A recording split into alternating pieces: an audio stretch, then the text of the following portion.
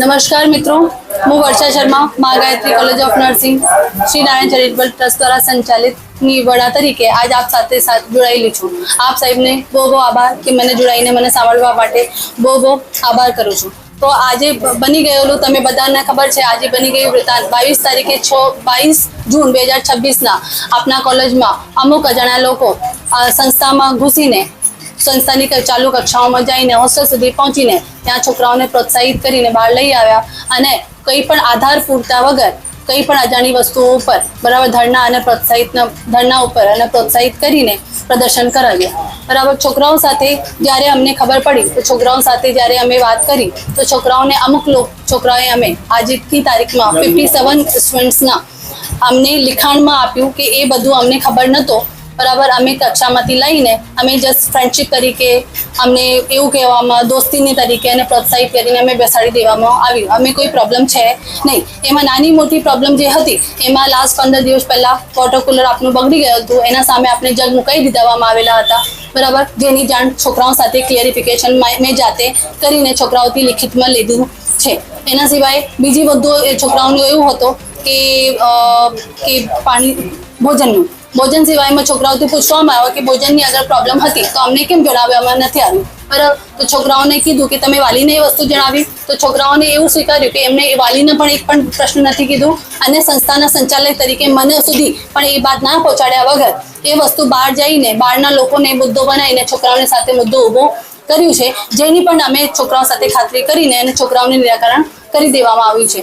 छेल्ली तकलीफ तमे एवुं कहीए करीने कि अमे फी नी बाबत में तमने कहीए कि फी में छोकराओ एवुं कहे छे कि अमने बधी बહુ બધી ફીસ લે છે। તો તમને બધાને ખબર છે કે 24-25 શૈક્ષણિક વર્ષ 2024-25 માં સરકારે જ્યારે શૈક્ષણિક વર્ષના વચ્ચે ઓફલાઈન એડમિશન માટે જ્યારે શિષ્યવૃત્તિ આપવાની ના પાડી દીધી હતી એ ટાઈમે સંસ્થાએ છોકરાઓને ભવિષ્યને જોતા એવું નિર્ણય કર્યો હતો કે 25,000 પૂરતી 25,000 રૂપિયા જેમાં છોકરાઓને યુનિફોર્મ, બુક્સ, ચોપડાઓ, અધર ફી, ક્લિનિકલ્સ, ટ્રાન્સપોર્ટેશન અને બધી પ્રકારના જે ખર્ચા હોય એ લઈને છોકરાઓને આપણે 4 વર્ષ ભણાવવાના 3 વર્ષ ભણાવવાના અને એ લોકોનું ભવિષ્ય પૂરું કરવાનું છે। बराबर ए छोकरोनी स्कॉलरशिप आवशे तो छोकराओ आवशे, नहीं आवे तो संस्था एने फ्रीमां भणावशे एवो निर्णय करीने अमे छोकराओ साथे जणाया हता। ए पण निर्णय अमे अहींया नता, अमे ज्यारे करता था ए संचालનમાં પહેલાથી જે સંચાલન તેજનસિંહ રાઠવાભાઈ કરતા હતા એમની સાથે અમની વાત થયેલી હતી અને એ અમે એટલું ફોલો કર્યું છે અને એને સામે અમે છોકરાને બધું ખર્ચો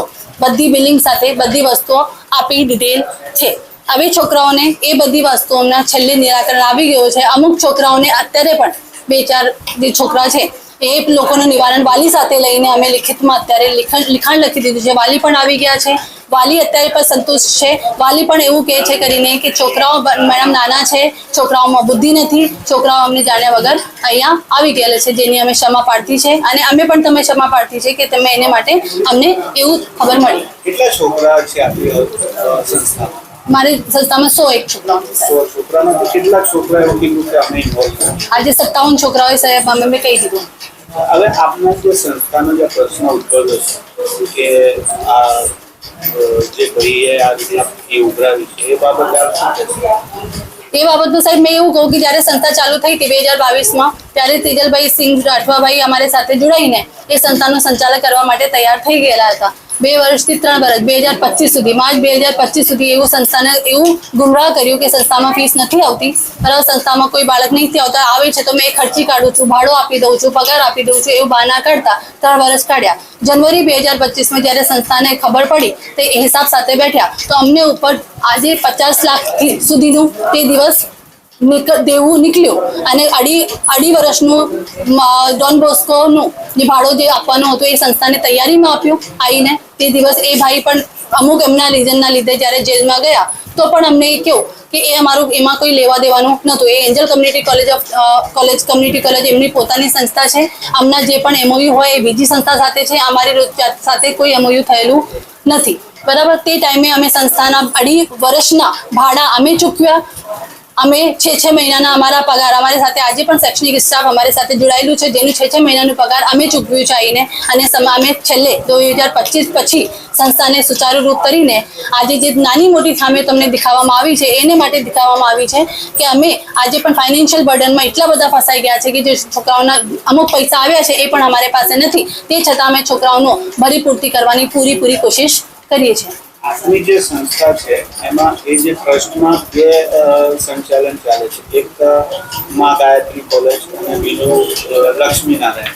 તો એન્જલની જે પાવતી આપવામાં આવી, જે ફીની પાવતી છે, તેમાં એ બાબતે શું રહસ્ય છે? એટલે સાહેબ એમાં કેવું હતું કે અમને ખબર જ નથી કે એવું કઈ પાવતી, કારણ કે અમને એવું કહેવામાં આવતું હતું કે અમને પૈસો આવતો નથી. બરાબર, અમારી જે ડિપોઝિટની પાવતીઓ છે એ અમે આપીએ, એના સિવાય તો અમને ખબર હતી કે બીજી કઈ ફી આવવાની નથી. બીજી ફી સરકાર અમને આવશે અમારા ખાતામાં, પણ પેલા ભાઈએ બધી ફીસ ઉઘરાઈને પોતાની એન્જલની ખોટી પાવતીઓ, બીજી કઈ સર્ટિફિકેટ નાની માર્કેટની પાવતીઓ ઉપર બિના સીલ સિક્કા જે પાવતીઓ આપી એને આજે અમે ભેગી કરીએ છીએ છોકરાઓથી. ભેગી કરીને એવું જાણવા માંગીએ છીએ કે ખરેખર છોકરાઓનું આજે શિક્ષણ રોકી રહ્યો છે, છોકરાઓ આજે મિસઅન્ડરસ્ટેન્ડિંગ થઈ રહ્યા છે કે અમે પૈસા ભરી દીધું અને પૈસા સંસ્થા સાથે નથી પહોંચ્યા. તે છતાં અમે વાલીઓથી એવું નથી કહેતા કરીને કે તમે પૈસા ભરો, પણ એવું તો કહીએ કે અમે પાવતીઓ પહોંચાડો, કારણ કે એના સાથે અમે એ તો રૂબરૂ કરી શકીએ કે પાવતીઓ છે એ પૈસા તમારી જોડે તમે વિદ્યાર્થીઓથી કલેક્ટ કરેલા છે, જે તમે સંસ્થામાં આપેલા નથી. તો આપની સંસ્થા જે આ પાવતીઓ, જે એન્જલની જે પાવતી ફીની પાવતી આપી છે એમાં આપને કોઈ લાગતું વળગતું નહીં. એન્જલ કમ્યુનિટી કોલેજ સાથે આપનું કોઈ પણ પ્રકારનું લેવું દેવું છે નહીં. આપ હવે આગળ શું કાર્યવાહી કરવાના? આગળ હવે બધા અત્યારે તો છોકરાઓના મુદ્દા મારી માટે પ્રાયોરિટી છે કે છોકરાઓને સંતોષજનક શૈક્ષણિક વ્યવસ્થા ઊભી કરું. આજે મારી જોડે વિદ્યાર્થી કરતાં કંઈ બીજી પ્રાયોરિટી છે નહીં. એ પ્રાયોરિટી પતે એના માટે શિક્ષણ સુચારુ રૂપથી ચાલુ થાય, એના પછી જે લોકોએ, જે અજાણ્યા લોકોએ જે પણ મારી સંસ્થામાં આજે માનહાનિ કરી છે, બરાબર, અને જે કરીને ગયા છે, જેવું આજે સાહેબ કહે છે તેજસિંહ રાઠવા કે મારી જોડે પૈસા નથી, તો એનો ખુલાસો તેજસ સાહેબ આપશે અને અમને આપવું પડશે. એના માટે મેં આગળની કાર્યવાહી કરી શકું. એક આપનો જે સંસ્થાનો વિડીયો વાયરલ થયો છે કે લેબમાં પૂરતો સામાન નથી તેવું છોકરાઓ વિદ્યાર્થીઓ જણાવી રહ્યા છે, એ બાબતનું આપનું શું કહેવું? એમાં કેવું હતું સાહેબ કે અમે જ્યારે એ ભાઈ જામીન ઉપર બહાર નીકળીને આવ્યા, બરાબર, જ્યારે અમે હિસાબ પૂરું પાડીને અમનેથી લખાણ કરવાની વાત કરી તો લખાણ માટે અમને પાસે ₹1 પણ આપવાનો નહોતો. તો અમને જે સામાન સંસ્થામાં હતું એ અમે સિક્યોરિટી પેટી રાખી લખાણમાં લખાયો, બરાબર. હવે 10 દિવસ 15 દિવસ પહેલા એક છોકરા એ સંસ્થામાં જાણી જોઈને ઘૂસીને તમાશો કરીને, એની સાક્ષી પોલીસ છે, બરાબર, જેની અમે કમ્પ્લેન પર SP ઓફિસમાં અને ટાઉન ઓફિસમાં કરેલી છે, આવીને અહીંયાથી જાણી જોઈને જબરદસ્તી સામાન લઈ જવાની કોશિશ કરી, જેના લીધે અમે સામાન અત્યારે સેફ સાઈડમાં મુકાઈ દીધું છે, બરાબર, તાકે કોઈ પણ પાછળથી અમે હોઈએ કે ના હોઈએ તો પાછળથી કોઈ પણ સ્ટાફના એનું ભોગવટ બનવું પડે નહીં, બરાબર. આપની સંસ્થામાં જે વિદ્યાર્થીઓ હોબાળો કર્યો અને જે ફી બાબતની વાત છે એ બાબતે આપ શું કહેશો?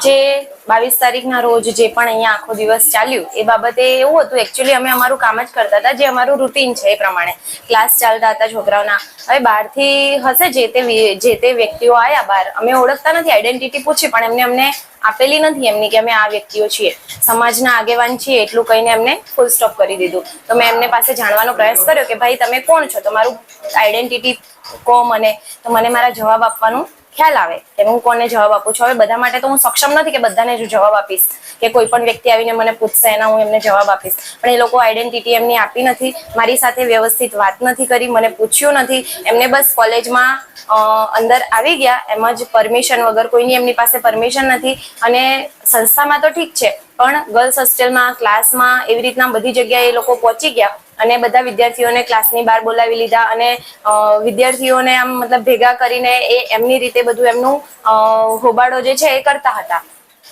આપની સંસ્થામાં કુલ કેટલા વિદ્યાર્થીઓ અભ્યાસ કરે? અંદાજે 120 છે, પણ કોઈનું પ્રેક્ટિકલ ચાલે છે, મતલબ પોસ્ટિંગમાં બાળકો જાય છે હોસ્પિટલમાં, આમ તેમ તો એમાંથી કેટલા વિદ્યાર્થીઓ એવું કહે છે કે અમે આમાં ઇન્વોલ્વ નથી? અંદાજે 50 થી 56 વિદ્યાર્થી છે જેમની સાથે વાતચીત કરી તો એ લોકો એવું કહે છે કે અમે ઇન્ટેન્શનલી આમાં ઇન્વોલ્વ નથી. તો આપને જે સંસ્થા ઉપર જે આક્ષેપ કરવામાં આવ્યો વિદ્યાર્થીઓ, તો આપની પાસે રજૂઆતો આવી હતી, તો આપને બધી જ રજૂઆતો તો સાંભળી હશે, અમુક રજૂઆતોનો નિકાલ પણ કર્યો હશે, તો વિદ્યાર્થીઓ એવું પણ કહે છે કે આ રજૂઆતો અમારી સાંભળતા. એકચ્યુઅલી જે રજૂઆત આવી છે મારી પાસે 18 તારીખે એક રજૂઆત આવી છે. છોકરાઓ 3 ક્લાસના છોકરાઓ આવ્યા હતા કે મેમ અમને થોડું એક્સપિરિયન્સ્ડ સ્ટાફ જોઈએ છે એના માટે થઈને ફેકલ્ટીઝ માટે, તો ફર્ધર પ્રોસેસ માટે મારે હાયર ઓથોરિટીને ઇન્ફોર્મ કરવું પડે. એવી રીતના મેં અમારા સંચાલક છે એમને આગળ જાણ કરેલી હતી, તો મેડમે અમને રિપ્લાય આપેલો હતો કે ઇટ્સ અંડર પ્લાનિંગ. તો એ પ્લાનિંગની અંડર જ હતું.